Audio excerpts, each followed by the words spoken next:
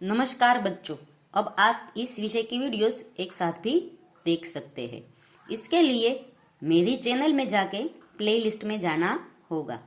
तो बच्चों, आज के वीडियो में हम सीखेंगे हिंदी कक्षा 7 द्वितीय सत्र का पाठ नंबर 3 सच्चा हीरा, उसकी भाषा सज्जता। भाषा सज्जता यानी हिंदी भाषा का व्याकरण, हिंदी भाषा का ग्रामर, जिससे हमें हिंदी भाषा बोलने, लिखने और समझने में आसानी हो।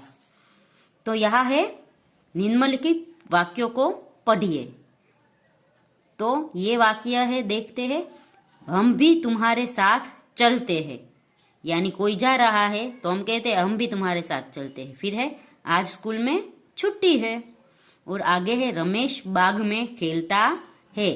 तो यहाँ सब है आया है, यानी अभी ये सब क्रिया चालू है। उपरयुक्त वाक्यों में रेखांकित किए गए चलते हैं, छुट्टी है, खेलता है, ये शब्द क्रिया हो रही है ऐसा बोध कराते हैं। क्रिया के जिस रूप से क्रिया होती है या हो रही है ऐसा बोध होता है उसे वर्तमान काल कहते हैं। तो बच्चों, क्रिया है वो का तो वर्तमान काल में होती है, यानी अभी चालू होती है, या भूतकाल में होती है, यानी क्रिया पूर्ण हो जाती है तो उसे भूतकाल में कहते हैं। और अभी क्रिया हुई नहीं है, होनी बाकी है, होने वाली है या होगी, तो उसे हम भविष्यकाल कहते हैं। पहला है निम्नलिखित में से वर्तमान काल की जानकारी देने वाले शब्दों को रेखांकित कीजिए। तो जैसे मैंने उसे फूल दिया, तो दिया है वो वर्तमान काल की जानकारी देता है। फिर मैं बाजार जाता हूँ। फिर है बच्चे मैदान में खेल रहे हैं। आगे है चूहे उछल कूद कर रहे थे। फिर है वह विद्यालय जा रहा है। फिर आगे है हम प्रयाग जाएंगे। तो ये दोनों है, यहाँ ये है भविष्य काल का वाक्य है, और ये वाक्य है वो भी भूतकाल का वाक्य है। और पहला वाक्य है मैंने उसे फूल दिया या दे दिया है, इसलिए ये भी भूतकाल का वाक्य है। तो इसमें से वर्तमान की जानकारी देने वाले शब्द जाता हूँ, रहे हैं और रहा है होगा। आगे है निम्नलिखित वाक्यों को पढ़िए। मीना कल मुंबई गई। तो ये चली गई है, यानी ये क्रिया हो गई है। फिर हेमंत ने पत्र लिखा। फिर माँ ने दिया जलाया। फिर गीता ने पानी पिया। तो उपर्युक्त वाक्यों में रेखांकित किए गए शब्द गई, लिखा, जलाया, पिलाया क्रिया पूरी हो गई है ऐसा बोध कराते हैं। क्रिया के जिस रूप से क्रिया हो गई है ऐसा बोध होता है उसे भूतकाल कहते हैं। तो बच्चों, हमें जिस शब्द से ऐसा पता चले कि क्रिया पूर्ण हो गई है तो उसे हम भूतकाल कहेंगे। जिस शब्द से ऐसा पता चले कि क्रिया हो रही है तो उसे वर्तमान काल कहेंगे। और जिस शब्द से ऐसा पता चले कि क्रिया अब होने वाली है या नजीक के भविष्य में होगी तो उसे भविष्यकाल कहते हैं। निम्नलिखित वाक्यों में भूतकाल की जानकारी देने वाले शब्द को रेखांकित कीजिए। तो यहाँ पर पहला है उससे मैंने उसे फल दिए। तो दिए होगा वो भूतकाल है। फिर है पिताजी अखबार पढ़ रहे थे। तो रहे थे वो भूतकाल होगा। आगे है गांधीनगर गुजरात में है। तो इसमें है भूतकाल का बोध नहीं होता। फिर है ये चित्र आपको कल दूंगा। तो ये भविष्यकाल का वाक्य है। फिर है यह अक्सर सूखा पड़ता है। तो ये वर्तमान काल का वाक्य है। फिर आगे है हम पहले सूरत में रहते थे। तो ये रहते थे ये भूतकाल का वाक्य है। फिर आगे है सोमनाथ ज्योतिर्लिंग है। तो ये वर्तमान काल का वाक्य होगा। फिर है निम्नलिखित वाक्यों को पढ़िए। पहला है अब्दुल कल आएगा। लड़के शाम को खेलेंगे।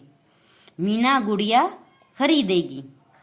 डाकिया डाक लाएगा। उपरयुक्त वाक्यों में रेखांकित किए गए शब्द आएगा, खेलेंगे, खरीदेगी, लाएगा। क्रिया होने वाली है ऐसा बोध कराते हैं। क्रिया के जिस रूप से क्रिया होने वाली हो ऐसा बोध होता हो उसे भविष्य काल कहते हैं। तो अभी क्रिया हुई नहीं है, होने वाली है, तो उसे हम भविष्य काल कहेंगे। प्रश्न, निम्नलिखित वाक्यों में से भविष्य काल की जानकारी देने वाले शब्दों को रेखांकित कीजिए। तो पहला है माली बाग में से फूल चुनेगा, तो चुनेगा है वो भविष्य काल है। दूसरा है हम हिंदी सीखते हैं, तो ये वर्तमान काल होगा क्योंकि यहाँ है आएगा, ये आया है। फिर पिंकल कल कहानी की किताब लाएगी, तो ये भविष्य काल होगा। गा, गी, होगा, ये सब भविष्य काल में आता है। फिर है, हु, रहे है, रहा है, तो वो वर्तमान काल में आएगा। फिर था, थे, थी, ऐसे सब जो शब्द है वो भूतकाल में आते हैं। मैं शिक्षक बनूंगा, तो बनूंगा वो भविष्य काल होगा। फिर है कोमल छठी कक्षा की छात्रा थी, तो ये भूतकाल है। फिर आगे है अनिल कल पतंग उड़ाएगा, तो उड़ाएगा वो भविष्य काल होगा। फिर है मैं बस में जा रहा था, तो जा रहा था वो भूतकाल होगा। फिर यहाँ पर है प्रश्न 2, निम्नलिखित वाक्यों में से जिस काल का पता चलता है उसके सामने उस काल का नाम लिखिए। तो पहला है रोशनी ने कहानी सुनाई, तो रोशनी ने कहानी सुना दी है, अभी सुना नहीं रही है, इसलिए यह भूतकाल होगा। फिर प्रश्न है हम परसों घूमने जाएंगे, यानी हम अभी गए नहीं है, घूमने जाने वाले हैं, इसलिए ये भविष्य काल होगा। तीसरा है पिताजी के जूते खो गए, तो खो गए हैं इसलिए ये भूतकाल होगा। फिर है मैं दादाजी के साथ मंदिर जाता हूँ यानी वो रोज जाता है, इसलिए ये वर्तमान काल होगा। फिर 5 नंबर का है अनीता 7वीं कक्षा में पढ़ती है, तो ये वर्तमान काल होगा। फिर है मैं किताबें खरीदूंगी यानी खरीदना बाकी है, इसलिए ये भविष्य काल होगा। 7 नंबर का है बेटी पढ़ लिख कर दुनिया घूमेगी, तो घूमेगी यानी भविष्य काल होगा। फिर 8वां है हरी रहीम से बात कर रहा था, तो बात कर ली है इसलिए ये भूतकाल होगा। आगे का वाक्य है मेरे पैरों में दर्द हो रहा था, इसलिए ये है वो भूतकाल का वाक्य होगा। फिर है निम्नलिखित शब्दों से उदाहरण अनुसार वर्तमान काल, भूतकाल और भविष्य काल का एक एक वाक्य बनाइए। जैसे खेलना, तो वर्तमान काल में हम लिखते हैं मैं खेलता हूँ, भूतकाल में लिखेंगे मैं खेलता था, और भविष्य काल में लिखेंगे मैं खेलूंगा। तो पढ़ना से वाक्य बनेगा वर्तमान काल का मैं पढ़ता हूँ, फिर मैं पढ़ता था भूतकाल, मैं पढ़ूंगा भविष्य काल। फिर है उड़ेलना, तो उसमें वर्तमान काल होगा मैं उड़ेलता हूँ, मैं उड़ेलूंगा, वो भविष्य काल होगा। फिर मैं उड़ेलता था, तो वो भूतकाल होगा। फिर है बटोरना, तो मैं बटोर रहा हूँ, वर्तमान काल होगा। फिर भूतकाल होगा मैंने बटोर लिया, वो भूतकाल होगा। फिर भविष्य काल होगा मैं बटोरूंगा। आगे है लिखना, तो मैं लिखता हूँ वर्तमान काल हुआ, मैंने लिख लिया, तो या मैं लिखता था वो भूतकाल होगा, मैं लिखूंगा, तो वो भविष्य काल होगा। आगे है सहलाना, तो मैं सहलाता हूँ वर्तमान काल होगा, मैं सहलाता था भूतकाल होगा, और भविष्य काल में होगा मैं सहलाऊंगा।